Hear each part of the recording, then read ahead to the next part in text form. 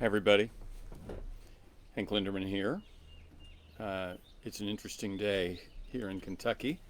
Um, I've been out on the porch where I usually speak from, and we had a cloudburst, so I moved inside. Now I've moved back outside, so hopefully we don't get a big cloudburst. My name's Hank Linderman. It's June 4th, Thursday, and this is Getting Angry. I'm your Democratic nominee. That's easy for me to say. I'm your Democratic nominee for Congress here in Kentucky's 2nd District, and I'm very glad to have you here. We talk about getting angry a lot. That's the title of this Facebook Live. The point of it is to not lose your damn mind, to maintain some control of yourself so that you store up this anger instead of reacting in an extreme fashion. You save up your anger so you got something to get you through when you need some determination. Hi, Mark Andes. How are you? I'm so glad you're here.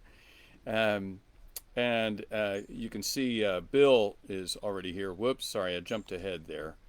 Um, Bill McNichol is here. We're getting close to 1,000 people watching the broadcasts. We've flirted with that, so it'd be really great if everybody who watches, please share the video. Ideally, you share it and then you get the option to do a watch party. That makes a big difference. Hi, Barbara. How are you? I'm glad you're here. Um, so many things to talk to you about, and I probably don't have time. One is I want to tell you that on my Facebook page, and maybe what I'll do is print this, see if I can make this comment now. This is from a friend of mine who got the coronavirus. Um, so I've just put my friend Frank, I've put his text there, but there's also a posting on my Facebook page. You can read about what it's like to have a moderate case of the coronavirus, and it is not nice. And Frank is a younger man, and he should have, he's not got the level of difficulty someone, say my age, or someone with pre-existing conditions would have. So I've posted that in the comments, and at some point you should really closely read that because it explains why you need to wear a mask. You really do not want to get this disease. Gordy Wilcher is here. By the way, Gordy Wilcher is running for city council in the city of Owensboro. Gordy ran a music store in Owensboro for, what did he say? He said I was in business 43 years and had 42 and a half good years. So Gordy's a good guy, wonderful bass player, wonderful musician, a good friend, and he's going to be hopefully on the Owensboro City Council.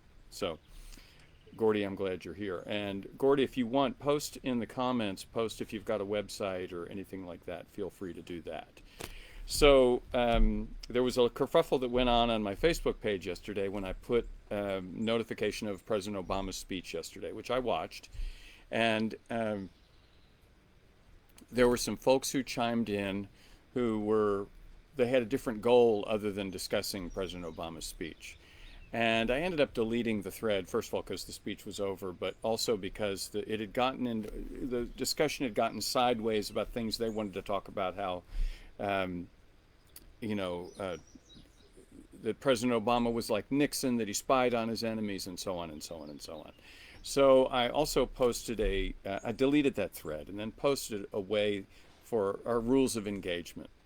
And generally, when we get into discussions, what I try to encourage people to do is don't try to win the argument. You're trying to just get your point across and maybe hear what they have to say as well. We are in a difficult time. Hi, Nancy. How are you? We're in a difficult time for our country, and it's important that we come up with answers that ultimately are going to work as well as possible for as many of us as possible. And that may mean that none of us actually get our way completely. I have a friend from high school, Jack Wessel, who a very funny guy, and he was occasionally very sarcastic. And he said, if everybody just did it the way I said, everything would be fine. And he's technically correct. If one of us got there, if we were able to rule the world, we'd get the results we want. Anyway, the basic idea is that when we're discussing, we don't want to threaten, we don't want to insult, we don't want to attempt to change the subject and hijack the thread. We don't want to be a broken record. Once you've made your point, move on. We don't want to intentionally mislead people. That's otherwise known as lying. We don't want to use various rhetorical tricks to, again, derail. We don't want to do that. So if we can agree on rules of engagement, hi Dennis, glad you're here. If we can agree on rules of engagement, we can actually get to the business of working on our problems. And that's where the country's going to have to go. I'm progressive, but I don't think that that means that all conservative ideas are bad. Far from it. I've been in enough circumstances where the expected answer, well, this is always going to work, this is going to work, doesn't work. And that happens. That's what it's about. So, our ideologies, those can be a guide. They are not our goal. For those of you that are just getting on, I wanted to remind you again, please share this. And if you can, do a watch party. We're trying to get to 1,000 views with this one if we can. We'll get there someday. Anyway, let's talk about what's going on today. These are the numbers from yesterday. And notice we still have a persistent amount of deaths. Over 1,000 deaths, 1,083. Obviously a tragedy for the families. And when you get time, look in the comments and read that description of what it's like to have a moderate case of this thing. We're pushing 110,000 deaths, 20,000 new cases. Now, the thing that I didn't show you Kentucky today, I'm going to show you other states, because Kentucky had, if it's your family, you're brokenhearted. But 8 people died in Kentucky. But I want you to notice New York. New York used to be 30 to 40% of the new cases and the deaths. And with 1,000 new cases, they're below 10%. But look who's jumping up. New Jersey is jumping up. They were kind of that part of that New York cluster as well. But Illinois is jumping up. California's got a massive amount of new cases. That's a bit alarming. Texas, new cases. Florida, new cases. So when you are out and about, please wear the mask, wash your hands, keep your social distancing, avoid being indoors with people if you can. And by the way, if you're going to go to support some of the civil rights marches that are going on this weekend. By the way, there's one in Danville. Let me read to you the info about the one from Danville. Line up in front of Danville City Hall at 9:45 a.m. on Saturday, June 6th. The march route will begin at 10 a.m. at City Hall. Okay, so I'm planning on going there. But I'm going to be wearing my mask and I'm going to be keeping my distance, and I'm going to march in support of more rights for African American citizens, for fair treatment. It's long overdue. When you're going to a protest, you need to watch your back. You need to be careful about your behavior. So let's see. I found on Teen Vogue, which is a funny kind of you would think Teen Vogue would not be concerned with politics, but they're actually very good with politics.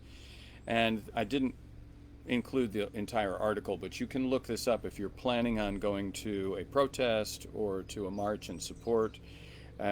These are ways to protect yourselves during the coronavirus. I'm certainly going to read it carefully before we go on. So if you're going to be part of anything out in the world this weekend, or part of any protests, please read this. You can look that up. This is from the London Review of Books. And again, this article is so detailed and so worth reading. I've posted it as a separate link on my Facebook page, but I'd suggest you all get a chance to read this if you can. It can be difficult because we've all lived through this description. Hi,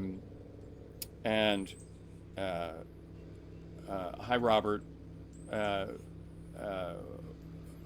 Robert says he can't make it to Danville, but anyway, this story in the London Review of Books, which is new today. Now, to read this, you will need to sign in. You'll have to pay for the, not pay for. All you have to do is give them your email address and register with them, and they will let you read the article. Okay, but I'm going to warn you, I had to take a rest through it. It was a little bit is a little bit overwhelming. Ellen Sue says, I don't think these marches are a good idea under these circumstances. Uh, I'm worried about this as well, Ellen Sue, and I'm going to be keeping my distance. Um, when you're outdoors, you apparently have a much better chance of not getting the virus, even if you're around other people. So just keep your distance, and if you're outdoors, you've got a much better chance. And that's an individual decision. And, the future of the nation is being decided right now. And it's a tough decision, I can see. For some folks, I really need to go, so I'm going to go. And I'll be careful, I promise. Rolling Stone is calling this the American Spring, Trump's American Spring. Again, the title is better than the rest of the article, I thought, but this comment here, if he's reelected, the country will flip upside down, said one protester. It's going to be this times 10.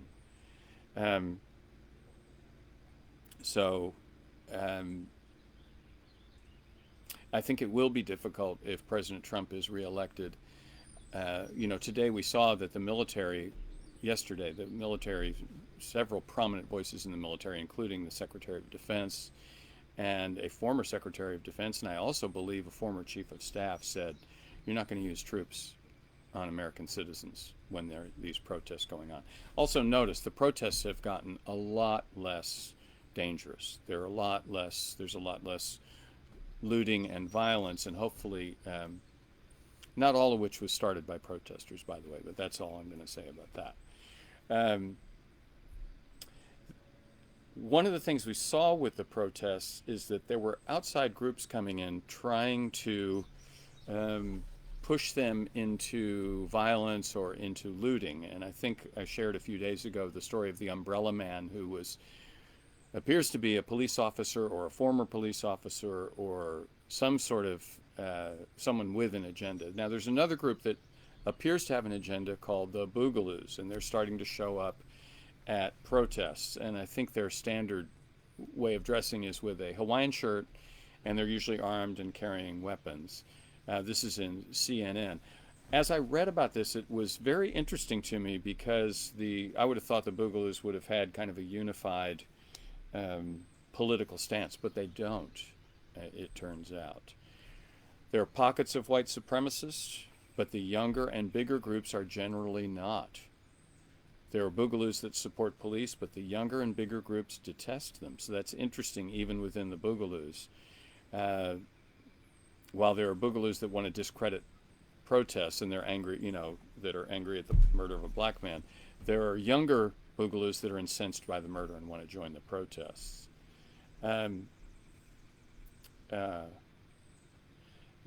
Maybe sing and play music that's uplifting and calming.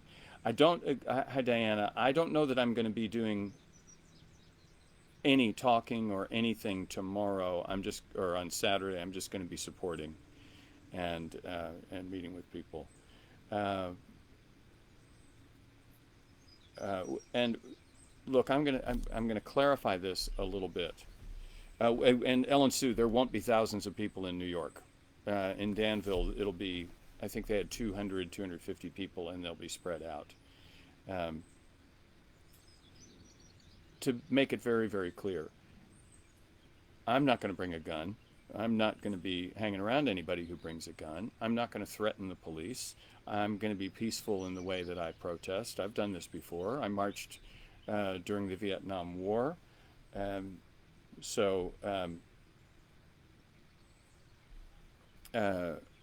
If you know of people that are there trying to start riots or trying to start looting, those folks should be arrested. And I don't care whether they're left-wing or right-wing or conservative. I don't care. Conservative, liberal, Protestant, libertarian, middle of the road, it doesn't matter. That's improper. And so I'm totally in favor of locking those folks up. On the other hand, our police, we need a real look at the way that police do their business. And we have seen an uptick in the amount of violence that the police use. And some of this is related to the war in the Middle East. We had lots of leftover war material that got given to police departments. So they've got these armored vehicles that are more suitable for an assault on Fallujah than they are for roaming the streets of Danville or Mary, believe me, I don't want to get shot. Ellen Sue, you live in Danville. Okay, I'll wave at you from many feet away. I think you understand what I'm saying. Violence is not going to be the answer. Getting involved and protesting is not going to be a complete answer either. That's a very important thing. Protesting is one thing, and you might get some politicians to respond. But the real way to make a difference in the United States is to get involved with a campaign. And getting involved with a campaign means giving some of your time, contributing a little bit of money. You know, I'm back to asking you all for money. And by the way, some of you that are here have contributed, and I thank you, thank you, thank you. It does take some money to do this, but not as much as it takes to run a big, you know, national party funded campaign. Those take millions of dollars. We can do a lot with a little bit. I'm pretty efficient. I told our campaign manager, former Congressman Mike Ward, that I hoped he noticed I was very frugal with the campaign's money, and he said, well, you could leave off the bit about the campaign's money. He noticed I was very frugal. I have to thank my mom for that. And if you knew my mom, she was careful with her. She was careful with her money. She threw quarters around like manhole covers, is what we used to say. So let's look at the rest of the Boogaloo text that I've got. They share jargon, outfits, a love of firearms, and a desire to use violence to gain power, but they don't actually share a common goal once power is achieved. So that's interesting. Meanwhile, Joe Biden needs to choose a vice president. That's one of the big discussions that's going on. And who should Joe Biden choose for vice president? Because, of course, that'll make a big, big difference. This story that I suggest you read is about the best one I've seen about the Veep stakes. And it's so detailed and so good, I didn't want to let the cat out of the bag and share very much with you. But they make some surprising choices. They also suggest that Joe should wait until at least early August to make his choice, and that makes sense. For example, they do say this, is that if last week or 10 days ago Joe Biden had chosen Amy Klobuchar, after the civil unrest that we've been experiencing, her involvement as a prosecutor and maybe not always prosecuting police officers that were involved in citizens dying, that would have been a real problem. So he's got to take his time, and we can wait to find out. But it's an important decision. I'm generally in favor of whoever will bring the most votes. So I don't particularly care, because I think it's so important that that Democrats win this time. But beyond that, I think that what is most important is that we find a way to unite the establishment and the progressive wings of the party. The progressive group is the group that supported Bernie Sanders, and the establishment is the group that supported candidates like Joe Biden and Amy Klobuchar, for example. If we don't find a way to get these two groups working together, we don't really have a right to ask the rest of the country to let us run it. If we can't get Democrats to agree to work together, how are we supposed to get the rest of the country to do that? And look, progressives have big ideas and not necessarily a lot of experience. And as a progressive, I'm new to politics. I'm only 3 years in. But establishment folks know they know where the levers and the wheels and the accelerator, they know where the brakes are, they know where all that stuff is. But they've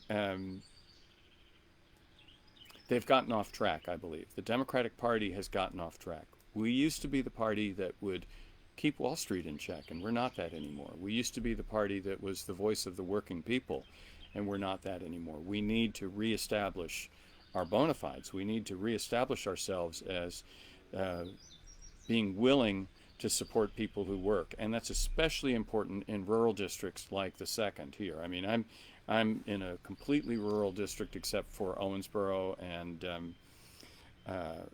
Bowling Green and Elizabethtown, you could argue. But as soon as you get out of those towns, Danville, as soon as you get out of that, Bardstown, very quickly you're in farmland. And America has not done well by rural America, and neither party has actually done well. And we'll talk about that more some other time. But we have got to mend fences within our own party. And if you're an established person, I'm talking to you. And if you're a progressive, I'm talking to you too. All right. Just something lighthearted to read. And this is from The Bulwark. And The Bulwark is one of those conservative websites that even as a progressive, I enjoy reading them, and I also enjoy reading the American Conservative. Their ideas are pretty good. I don't agree with all of them, but their reasoning is good, and they're generally not insulting. There can be some folks who are, individual commenters or individual writers that will break that rule. But so this story is a sarcastic one by someone named Tim Miller. Thank you, Mr. Trump. And I'll just give you a little tease of it because you should go read it yourself. It didn't matter, because there were hippies in the way when President Trump wanted to walk over to St. James Church. So it didn't matter if the hippies were clergy women at the very church he was going to go to, gas them. This is a conservative website. Didn't matter if there were reporters professionally gathering the news, run over them. It didn't matter if the curfew hadn't started, rubber bullets. And then, like any other red-blooded Christian American, Mr. Trump found a Bible, put it in his daughter's Birkin bag, and walked to the church in the greatest parting of the waters since Moses, with that one image flanked by the 7 Navy SEALs and 7 Trumpers with 7 diadems. Mr. Trump brought the wrath of the Lord down on the haters and the losers. He has risen. Obviously sarcastic. You'll get a kick out of that, and it's lighthearted enough. That's very important. Ellen Sue, we'll talk about progressives. I'm a progressive, but I'm willing to work with conservatives to get things that need to be dealt with, the problems that we're facing. The problems we are facing have gotten so big that they can't be ignored anymore.